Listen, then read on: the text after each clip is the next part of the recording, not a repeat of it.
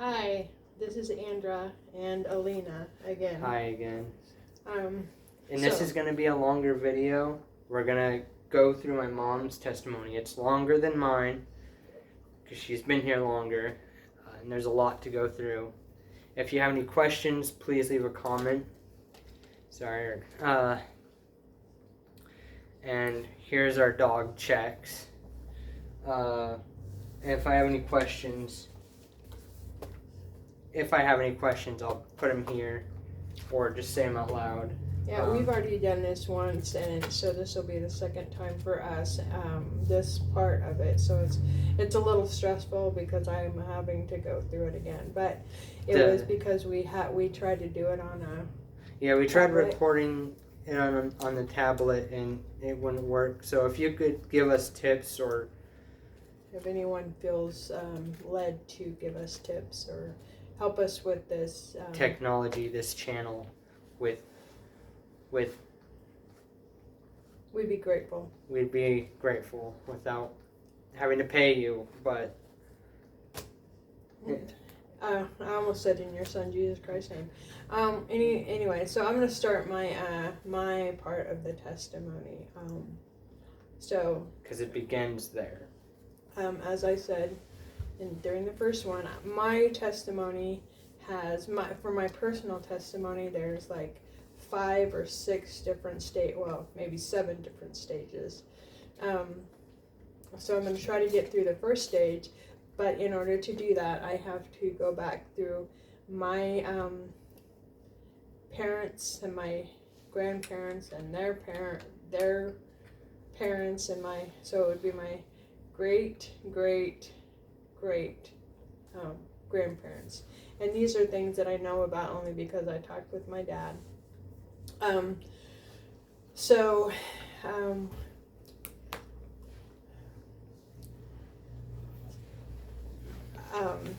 I grew up in a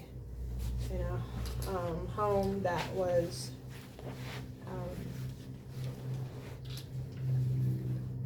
had replacement theology. That was the cult that we grew up in. It was called the Worldwide Church of God, and they've since changed their name. I think in 1994 it broke up. Herbert W. Armstrong was the leader, and it broke up in 1994, I think.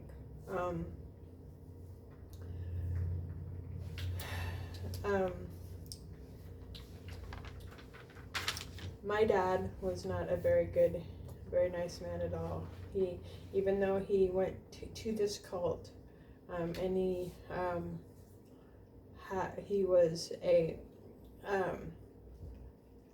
read the Bible and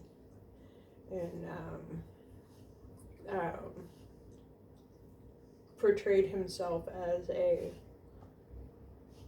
person that followed Christ, or not even Christ, but God, because I don't think they believe in Christ as God. They don't. He was not a very nice man, but his dad and his dad's dad and his dad's dad came from that stock. But first of all, before I start any of that, I wanted to say this as well. I've decided that I'm a Christ follower. I read the Bible, and I follow the Christ that I see in the Bible, which is a God-man that was sent, that was alive before the New Testament, the Old Testament. He was alive at the beginning. He was the physical embodiment of God, and he is God himself, and he was alive before. He walked with Adam and Eve in the garden, and he walked with Abraham, and he walked. King David saw him, I think, and there were other people in the Old Testament that visually, Moses saw him.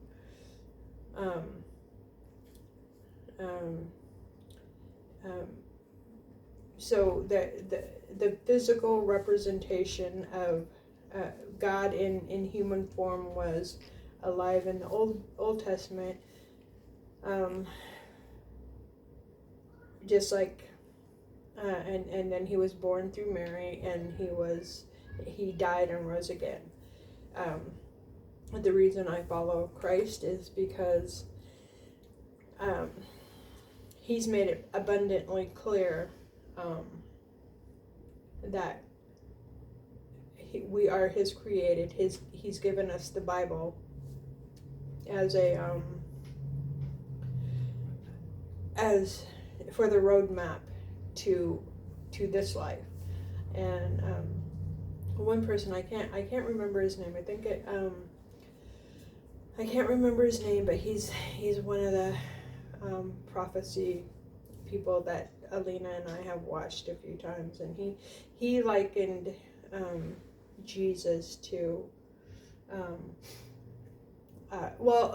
like the Song of Solomon. I think where Solomon, or where I think it was Solomon was the king, but he was looking for a wife that didn't know who he was, so that this woman could appreciate him for him. And so he came down and he made himself a peasant along with all the workers in his own garden, and he met a woman and they fell in love. And then I haven't read Song of Solomon yet, but I've heard that this is the description of that story. But he fell in love with her and she fell in love with him, and then he took off, and the woman was, I guess maybe I don't know what he was doing, but the woman was heartbroken because he left, and then he came back later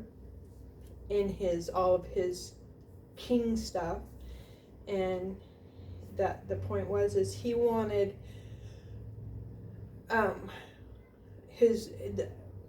to fall in love with him, not for all of the things that he had, but because of who he was, because of the love that he had. And that's what I've heard that the Song of Solomon is about, and I'll get there eventually. But that's kind of what Christ is. He that's who God is. He's given us all of these visual clues as to his greatness, and he's written in our hearts who he is. He's given us a manual to follow so that we can take part in the life that he has for us. And that's why I follow God, because I see, as Ray Comfort would say, a cake can't make itself, a building can't make itself. We can only procreate. We can't actually make humans. So God has left us all of these clues about who he really is. And we can either choose to listen and choose to follow the laws. Just like if you're driving a car, you have to follow laws. I mean, if you don't want to get arrested, or you don't want to kill somebody, or you don't want to get killed yourself, you have to follow the laws. Although today it's less and less likely that people are following the laws, but if there's a green light, you can go. If there's a red light, you can stop. Those are the laws. You know these laws. And that's what God's Bible is to follow him, to love him, to love yourself. I mean, to love him is to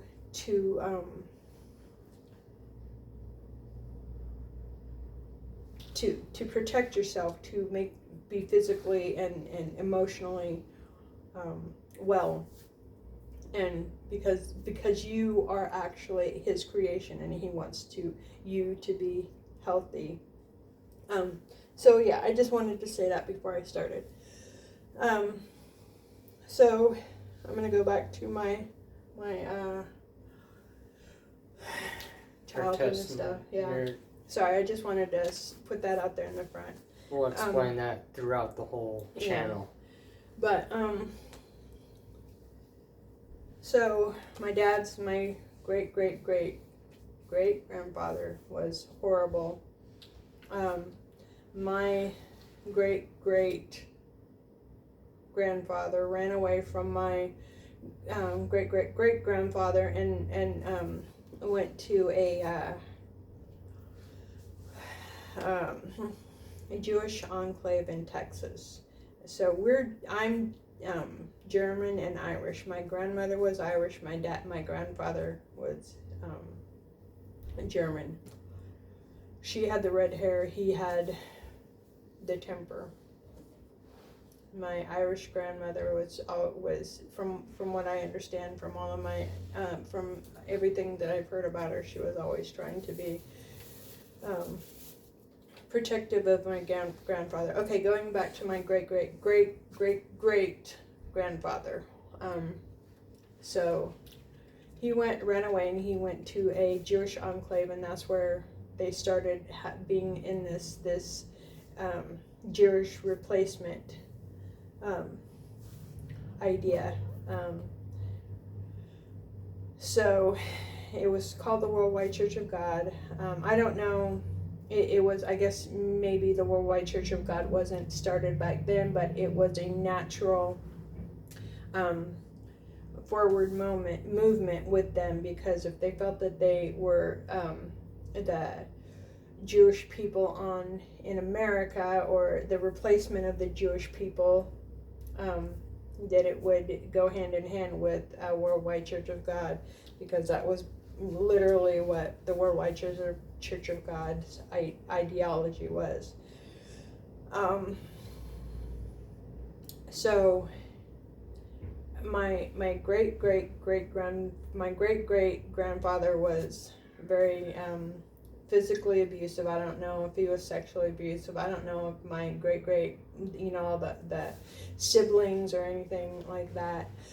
But my grandfather was not a very nice man. From the stories I've read, or my dad and my uncle have told me, is that my grandfather is not a very nice guy. And I've had some experience. I've had one or two experiences with my grandfather, and he would do things like grab my knee and just really be really hard on it. And you know how when old people, they'll grab your knee and kind of tickle your knee, and that's supposed to be cute. Well, he wasn't tickling. He was doing it to hurt you. And at the time, I was very young, and I didn't know how to handle that. So my dad went into the Army. Okay, first of all, they moved from Kansas to Brookings,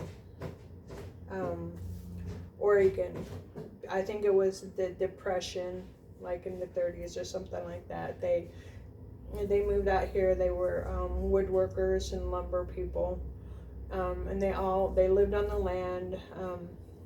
My uncle said that they would sleep outside at night because they didn't want to be around my dad, my grandpa, sorry, and probably my dad. So my dad was the oldest boy of 12. I think he had two older sisters, 2 or 3 older sisters. So my dad went into the Army as a conscientious objector. My mom was a nurse as well. So that's what a conscientious objector is a nurse, or someone that doesn't want to pull the trigger but wants to be in the Army. Sorry, that's our cat going in the window. Anyway, so my mom has had a lot of mental instability. She was a twin, a fraternal twin. They didn't look alike or anything like that, but they lived in Texas. My great grandfather on my mother's side lived in Texas. And my grandfather on my mother's side lived in Texas. And so I don't even know them. I don't even know that side of the family. But my mother, my real mom was, she didn't know how to clean. From what I understand, she could type like 100 and some words a minute, and this was when they had electric typewriters and stuff like that. So, but she was, I'm guessing she was autistic, but they didn't know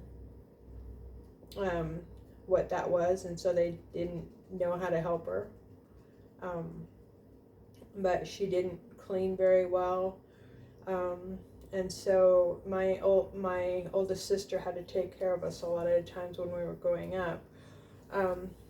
But I guess this is something my uncle told me, is that my dad came home and brought my mom to his home. I guess it was in Brookings. And he was coming into the house, into whatever house. I've never been to their house or anything like that. During that time, I mean, it was my older brother, so I didn't know my grandpa hardly at all. Anyway, so my mom had my oldest brother on her hip. They were, I don't know, maybe less than 2, and she was very young. Was that you? Okay. And I from what my uncle says, my dad hit my mom. I mean, and he, okay, so I have to go back. So my grandpa would beat the boys in the family, and then he would sexually abuse the girls in the family.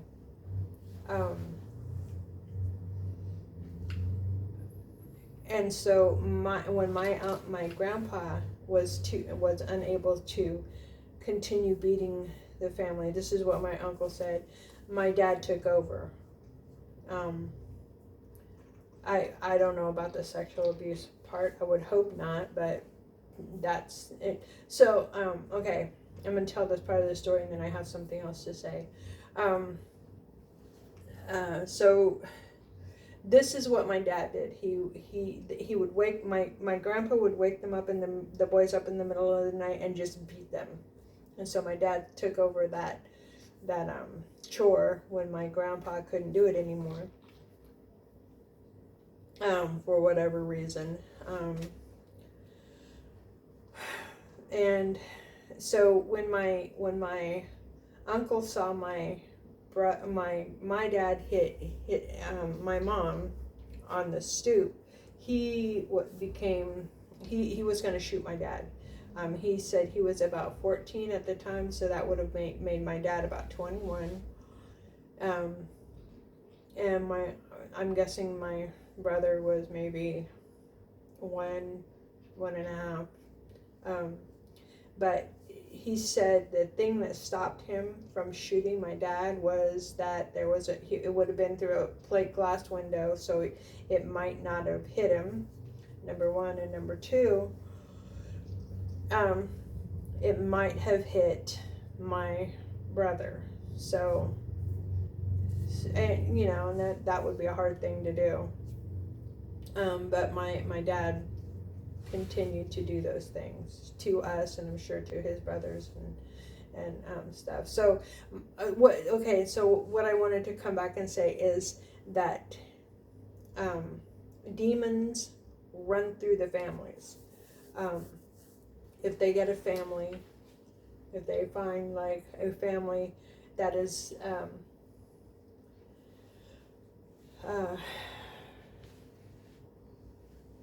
doesn't want to accept, it wants to just not be under him, and wants to be that kind of evil thing. That demon or those demons will just run through that family, through that whole family line. I'm learning this as I'm reading the Bible, and I'm understanding that that's what happened to my family. At first, it was well, I don't know if it was the first thing, but it was the physical beatings, the sexual abuse. Obviously, you can't have any of those without having emotional abuse, and then it was the spiritual. So they, in all ways, that ran all the way through my family, and that's part of why Elena is what happened to Elena. I didn't understand what was going on, and I participated in the deviance. And now I understand it, but we still have to live with the consequences. So back to my dad. So my dad did the same thing that my grandfather did. The physical abuse of my brothers, the sexual and physical and mental abuse of the me and my sisters. But we were in a church. We were going to this worldwide Church of God for most of our lives. And one of the things I had learned about my family is that we spent a majority of our childhood in foster homes.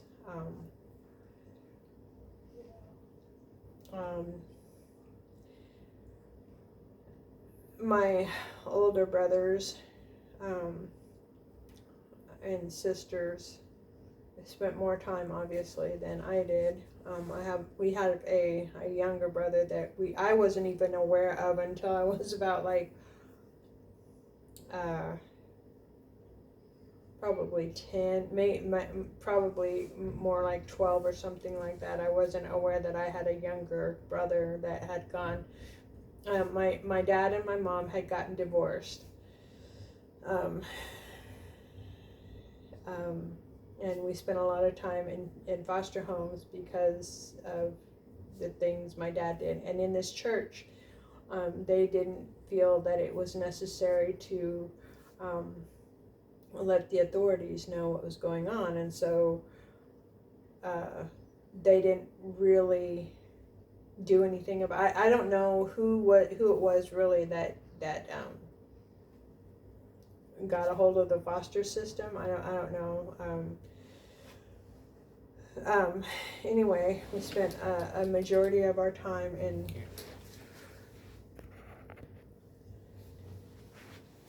the foster care. We're in foster care. Like I said, my older brothers and sisters were in for a much longer time than I am. I have a brother that's just a couple years older than me, and he and I guess, were in the last couple of times in foster homes.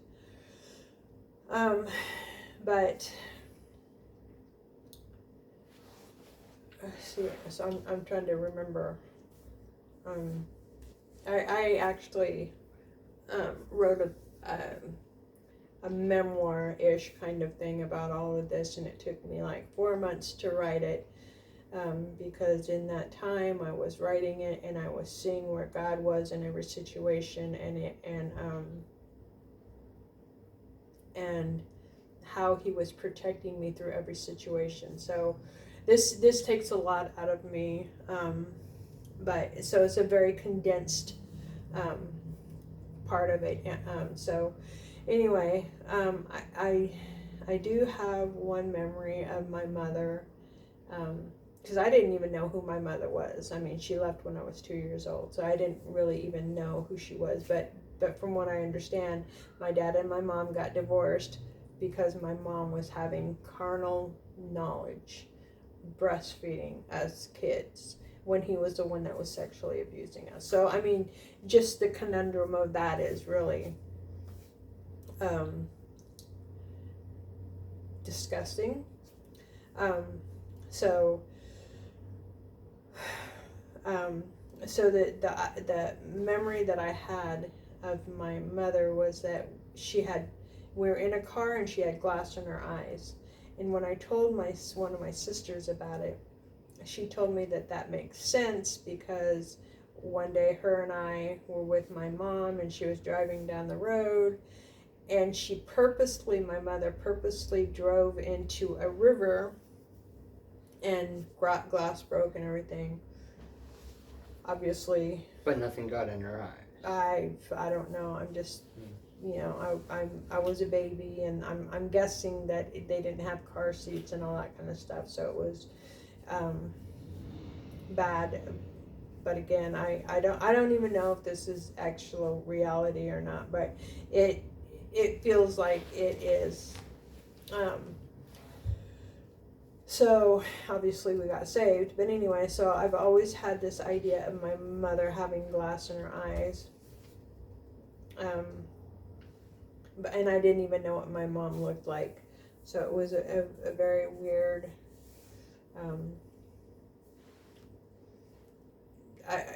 weird that I thought of my mother, but I had no idea what she looked like. Anyway, like you had the knowledge of that's her, definitely. Yeah, I knew it was her, but I did not know what she looked like, and I didn't even know, if this thing happened that my sister was in the car. That's the only thing that I remember is that she had glass in her eyes.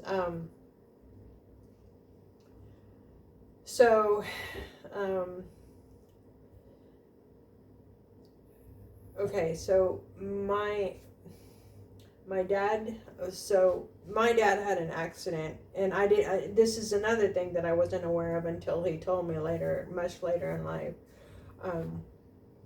So he had an accident from about the time that I was like 7 to 10, I don't know, somewhere around there. Anyway, he was a construction worker, and these big bones, I think they're femur bones, were shoved up into his pelvis. So he spent a lot of time in the hospital. Again, I wasn't aware of it. Just was not aware of it. But during that time, we lived on this hill, this big hill. We were the second hill. It was 1 mile and a 1/10 hill. Way up in the mountains. It was a steep hill. We had to walk up to school, walk up it and walk down it to go to school, and walk up it to after we got home from school. But we were the second house, and he was building our house, or building the second floor of our house. I remember that. I don't know. He had people helping him. There was people around my brothers and stuff were all helping him build this house. The second floor of this house. There were so many things that happened. I mean, I'm just giving a part of my my history. I have a sister that she got her. We had we lived kind of very natural lifestyle, I guess, and we had wheat, and we had a wheat grinder to make bread and stuff.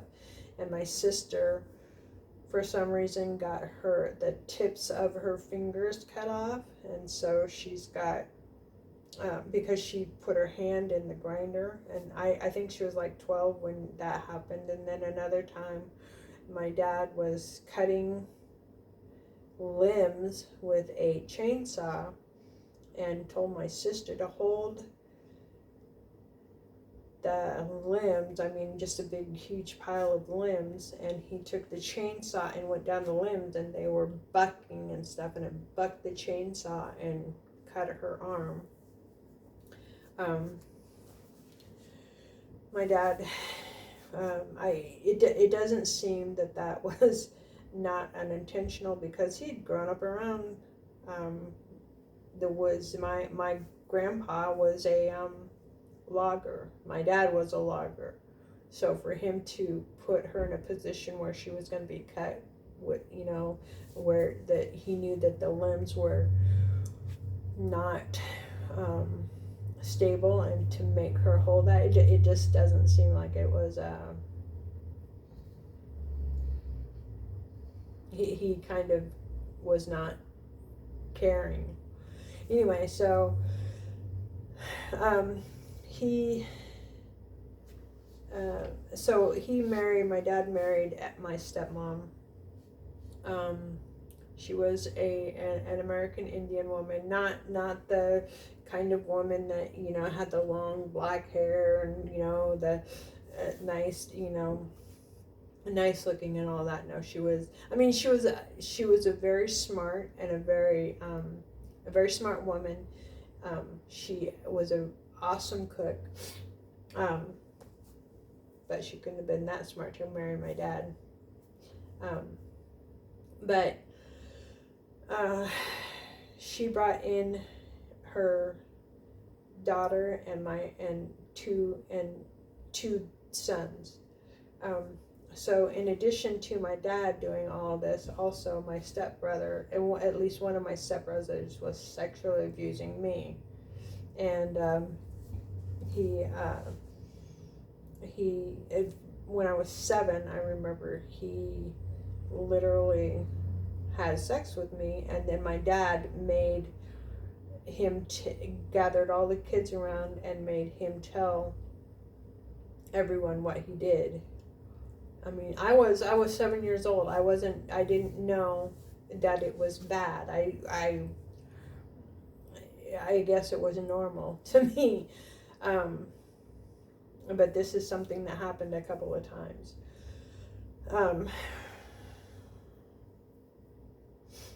And my elder siblings left,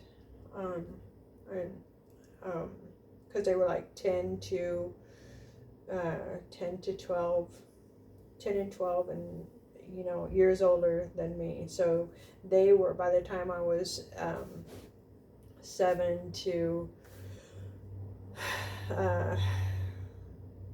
10, they were gone. And at that time, so my stepmom divorced. So my stepmom at one point separated from my dad, and then came back. Because his church, the church is like, oh, you can't divorce, it's against God's law and stuff like that.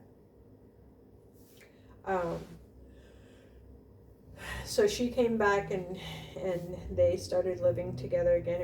They were gone for, they were separated for about, I'm thinking like a 2-year period of time.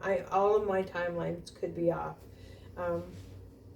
She came back, and then he started abusing my stepsister.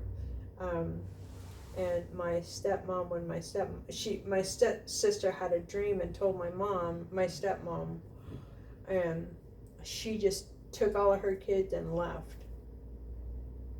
And that left me and my brother, just older than me. And okay, so during that time I started to learn, I think it was after they all left, I started having, and it was also after my brother left too, or it was just like within 6-month period of time or something like that. I'm trying to think. At school, they were having these films that we would watch that would tell about good and bad touching, and I knew that what my dad was doing to me made me feel really bad, really ostracized from everyone, and I didn't understand why. But then when I saw these movies, I understood, like, this is not a good thing. This kind of thing is happening to me. Yeah, and so I guess I held it for a while, like, because I didn't understand. I didn't. I think it was the whole. Why isn't somebody doing anything? And At the church. the church and so all of my brothers and sisters had left, so I was kind of feeling like, well, maybe it's not, and I'm thinking back, maybe it was because, well, if they left and they didn't do anything, maybe it's not that, but it kept building and building, and then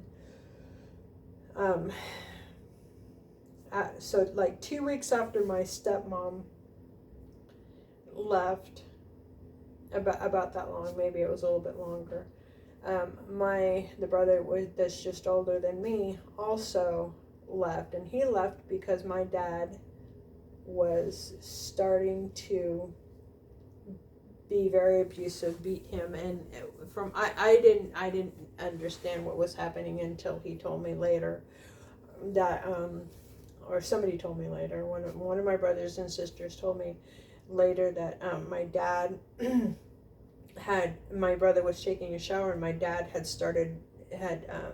decided that he was going to beat him while he was in the shower, which would, I mean, this is a continuation of his childhood, where he would just beat his siblings and just, I'm guessing he beat my oldest brother too. So sorry, excuse me. I'm getting my throat's getting messed up.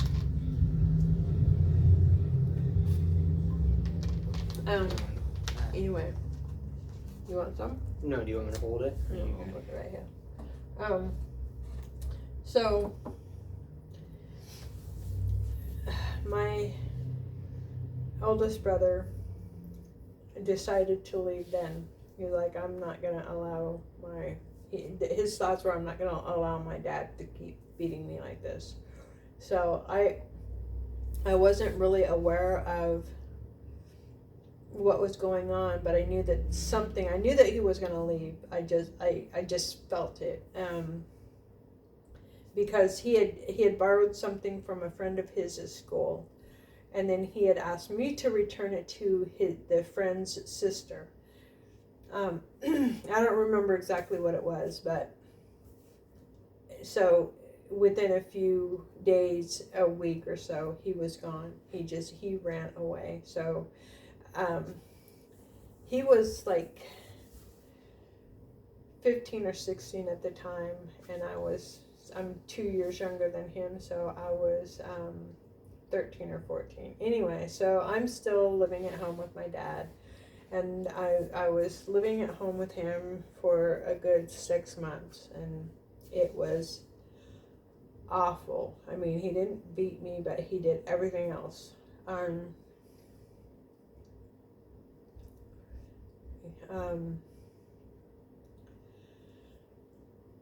Hold on. So I tried to run away like 2 times. And during this time, my dad was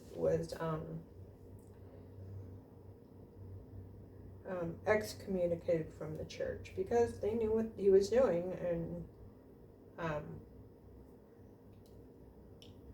it's been a long time since they did anything. Yeah, and they just didn't do anything. They excommunicated him, but they didn't. Well, he'd been excommunicated like 3 or 4 times, 2 to 4 times. And this was the final. I don't know if it was all due to the sexual and physical abuse, but it was, he had been.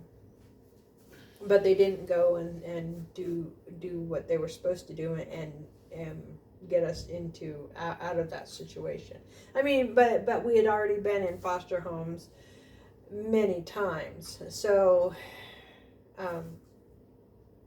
Anyway, this is the spiritual, this is the demonic influence of a family.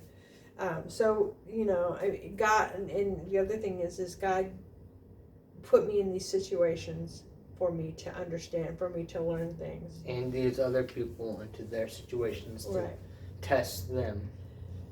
So,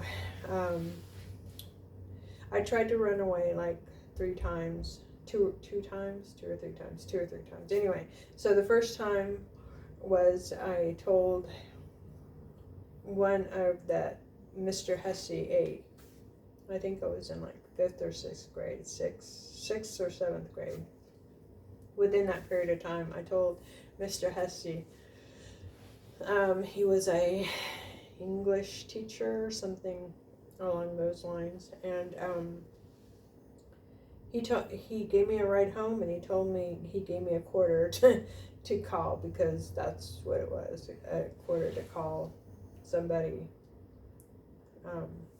and I didn't know who to call. So you just got a free quarter out of that? Yeah, I got a free quarter. Yeah. Or did you call someone? I didn't know who to call. I had a phone at home. I didn't need a quarter. I needed help anyway. To get out. Yeah. So the next time, I don't know, somehow my sister, one of my sisters, not the oldest sister, but the one just under her, somehow she found out, and she wanted me to be gone, not because she knew what was going on, and she wanted me to just be able to be gone. But the police brought me home that time.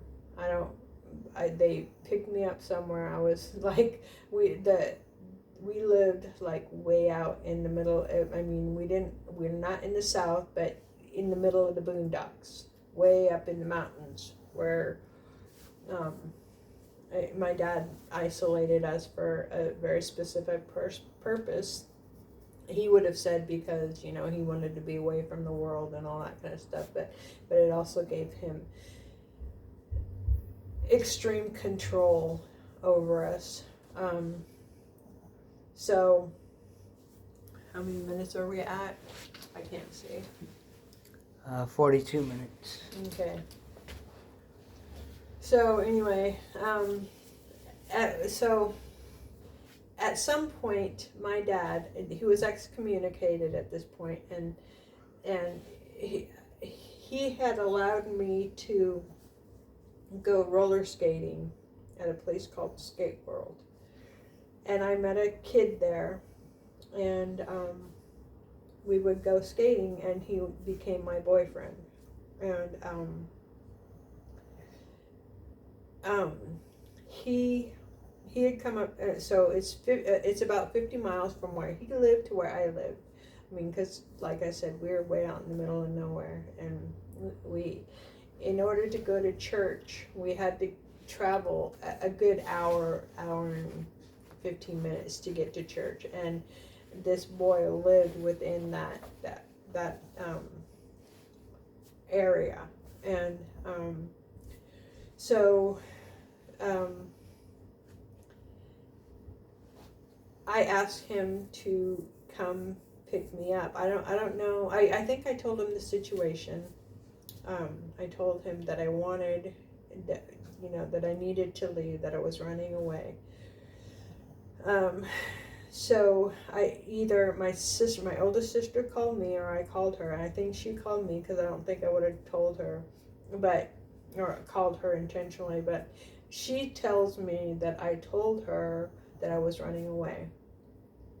So I think I don't know where my dad was at the time, but she tried to get a hold of him, and maybe she did, I don't know, but because just as we were, the guy the kid that I was with, he drove from his house to my house, and this was the second time, so he had his car, and we were driving down the hill, and it was a very narrow roadway, and it had like a loop around, and just as we were coming down the hill, my dad was coming up, and he he didn't know who it was because it was a very dark area.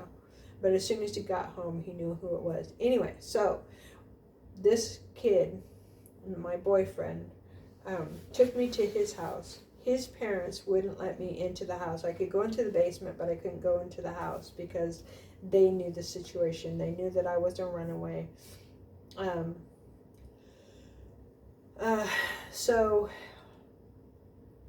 they asked if I wanted to call my dad. I didn't want to talk to my dad. I wanted to be done with it. I didn't want to be around him anymore. I wanted to cut everything. But they talked to him, and then I eventually talked to him, and he admitted to what he had done.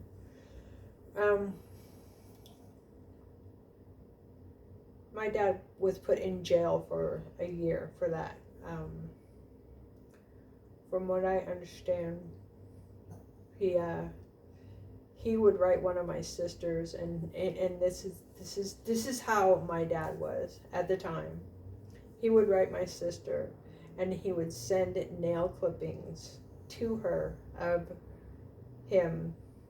He would write her a letter and then send his nail clippings to her and say, "This is the only part of me that can get out of jail, so I'm sending this to you." I mean, this is how just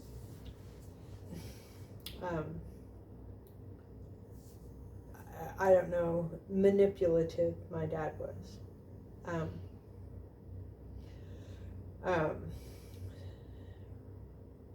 So then because this kid wouldn't let me, his parents wouldn't let me into his house, I had to walk the streets because I didn't know where to go.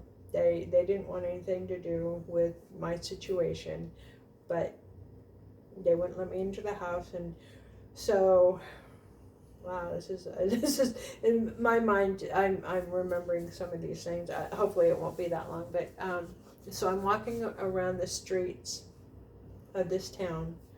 I'm looking into the houses. I mean, it's like it's got to be like 12 o'clock. I'm looking into the streets. I'm just, I have nothing.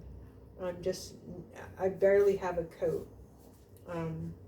But it's raining, and I'm looking into these houses, and I'm seeing these families, and I'm thinking, what's wrong with me? Why can't I have a family? Why can't I feel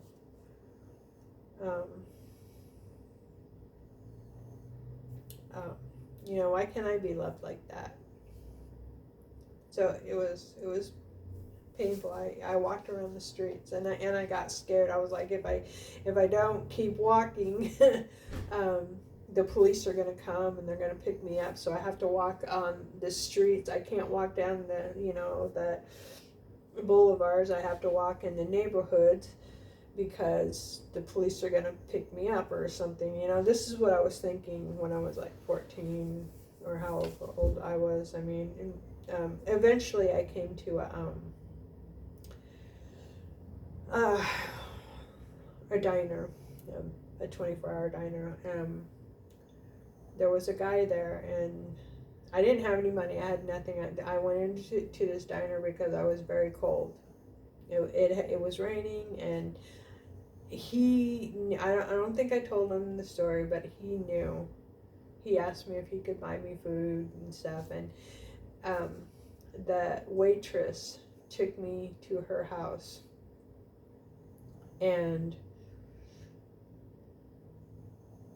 let me stay there.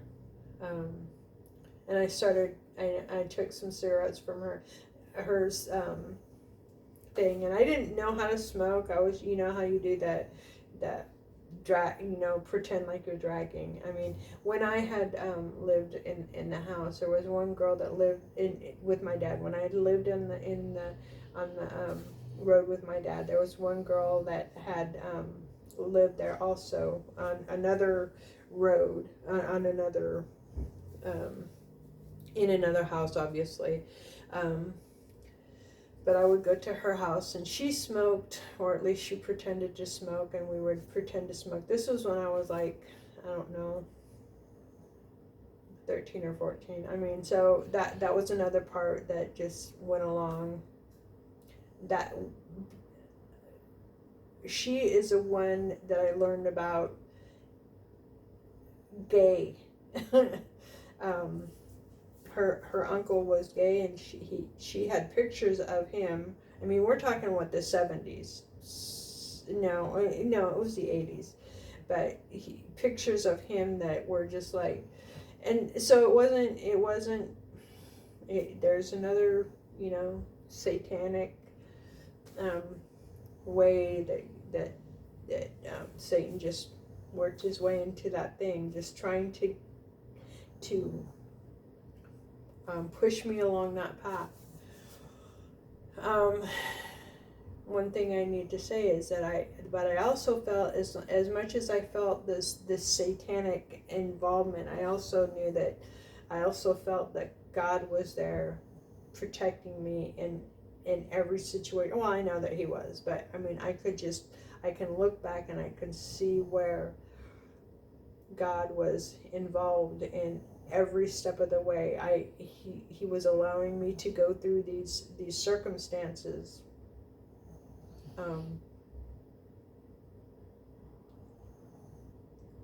because of what my dad did, and because of but he had a plan for me. He has a plan for everyone, but he knew eventually I was going to come to him. And I don't remember the verse in the Bible where it says God puts his angels around those, he gives an angel to those who are going to come to him. So I know that God had that protection for me. So I'm in this this waitress had taken me in, and then I'm in foster homes again. How many minutes? 52. Okay, I think I'm gonna end it right there, because it's a little it's exhausting, and this is the second time I've done this, so I'll pick up tomorrow. Yeah, and then we have tomorrow. We'll do. Anyway, so you want to pray and make a short prayer. Okay. Lord, thank you that we were able to record this. And where it goes, please lead it to where you have it go. Thank you that my mom shared what she could today, twice. The first time it didn't record well, and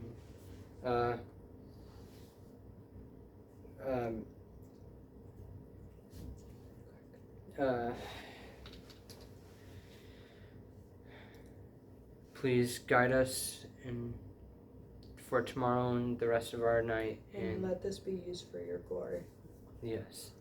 In your Son, Jesus Christ's name. Amen. Amen. Okay. Turn it off. All right.